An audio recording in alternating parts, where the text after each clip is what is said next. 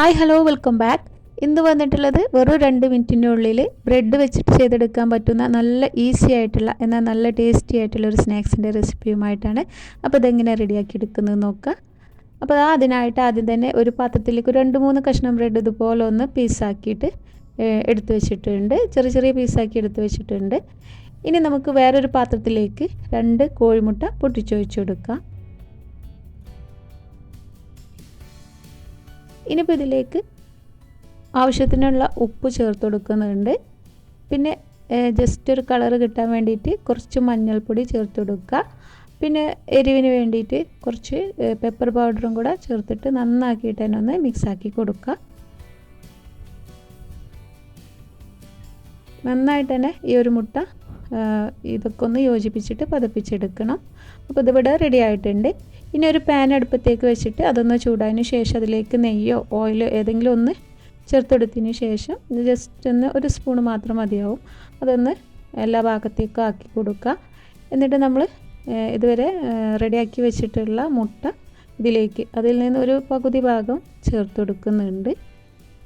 ഏറ്റവും ലോ ഫ്ലെയിമിൽ ആക്കി വെച്ചിട്ടാണ് ഇത് നമ്മൾ ഈ സമയത്ത് റെഡിയാക്കി എടുക്കേണ്ടത്. ഇനി നമ്മളതിൻ്റെ മേലേക്ക് നമ്മൾ നേരത്തെ കട്ട് ചെയ്ത് വെച്ചിട്ടുള്ള ബ്രെഡിൻ്റെ പീസ് ഇതുപോലെ ഒന്ന് നിരത്തി വെച്ച് കൊടുക്കുക. അപ്പോൾ ഈ ബ്രെഡിൻ്റെ പീസ് ഒന്ന് ഒരു സ്പൂൺ വെച്ചിട്ടൊന്ന് ലെവലാക്കി കൊടുത്തതിന് ശേഷം നമുക്കിതിലേക്ക് കുറച്ച് സവാള ഇതുപോലെ ചെറുതാക്കി ഒന്ന് കട്ട് ചെയ്തത് ചേർത്ത് കൊടുക്കുന്നുണ്ട്.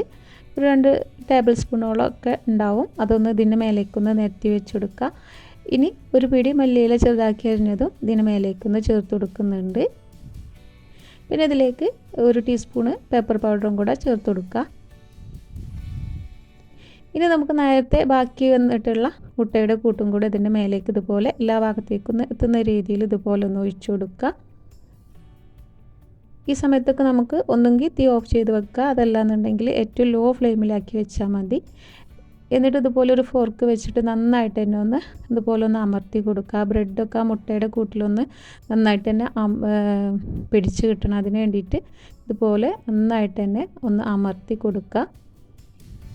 ഈ സമയത്ത് അടിഭാഗം ഒന്ന് കരിഞ്ഞു പോകുകയെന്നുണ്ടെങ്കിൽ തീ ഒന്ന് ഓഫ് ചെയ്ത് വെച്ചാൽ മതി. അപ്പോൾ ഇതാ ഞാൻ നല്ലോണം ഒന്ന് അമർത്തി സെറ്റാക്കി വെച്ചിട്ടുണ്ട്. ജസ്റ്റ് 1 മിനിറ്റിനുള്ളിൽ തന്നെ ഇത് റെഡിയാക്കി കിട്ടും. അതിന് ശേഷം ഇതുപോലെ നമുക്കൊന്ന് മറിച്ചിട്ട് കൊടുക്കാം.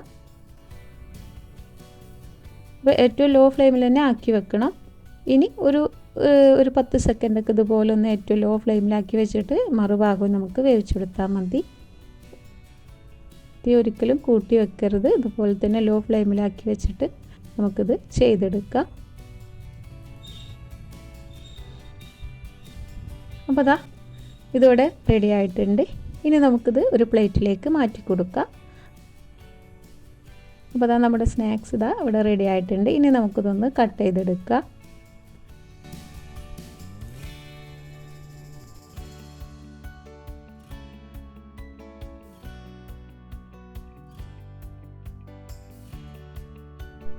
അപ്പോൾ അത് അതിലേക്ക് എടുക്കുന്ന എരിവിൻ്റെ അളവൊക്കെ നിങ്ങളുടെ ഇഷ്ടത്തിനനുസരിച്ച് എടുക്കുക. അപ്പോൾ ദാ നമ്മുടെ സ്നാക്സ് ഇതാ ഇവിടെ റെഡി ആയിട്ടുണ്ട്. നല്ല അടിപൊളി ടേസ്റ്റിയാണ്. എന്നാൽ വളരെ പെട്ടെന്ന് കുറഞ്ഞ ഇൻഗ്രീഡിയൻസിൽ ഉണ്ടാക്കിയെടുക്കാനും പറ്റുന്ന ഒരു ഈസി സ്നാക്സാണ്. അപ്പോൾ ഒരു 3 കഷ്ണം ബ്രെഡ് 2 മുട്ടയുണ്ടെങ്കിൽ വളരെ പെട്ടെന്ന് ഉണ്ടാക്കാൻ പറ്റുന്ന കുട്ടികൾക്കൊക്കെ ഇഷ്ടപ്പെടുന്ന ഒരു ഈസി സ്നാക്കാണ്. അപ്പോൾ എല്ലാവരും ഒന്ന് ഉണ്ടാക്കി നോക്കുക. അപ്പോൾ വീഡിയോ ഇഷ്ടപ്പെട്ടാൽ ലൈക്ക് ചെയ്യാനും ഷെയർ ചെയ്യാനും മറക്കരുത്. ചാനൽ സബ്സ്ക്രൈബ് ചെയ്യാത്തവരുണ്ടെങ്കിൽ സബ്സ്ക്രൈബ് ചെയ്ത് സപ്പോർട്ട് ചെയ്യാനും മറക്കരുത്. അപ്പോൾ പുതിയ റെസിപ്പിയുമായിട്ട് വീണ്ടും കാണാം. താങ്ക്